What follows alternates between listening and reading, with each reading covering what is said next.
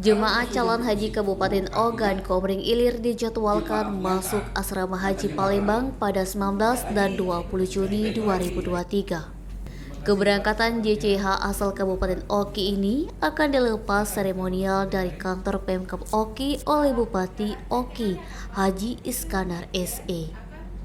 Untuk memastikan acara pelepasan berlangsung sukses, Pemkab Oki sudah menggelar rapat persiapan bertempat di ruang rapat Bendes Guguk 3, Pemkab Oki, Senin 5 Juni 2023. Asisten 1 Pemerintahan dan Kesejahteraan Rakyat Dr. Andes Haji Antonius Leonardo MSI, ia berpesan kepada keluarga jemaah haji untuk mengantarkan keluarga inti saja.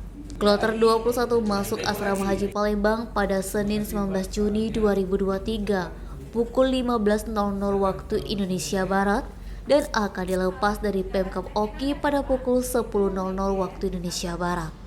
Lalu untuk jemaah haji kloter 22 masuk asrama haji Palembang pada Selasa 20 Juni 2023 pada pukul 20.00 waktu Indonesia Barat dan akan dilepas sekitar pukul 13.30 waktu Indonesia Barat.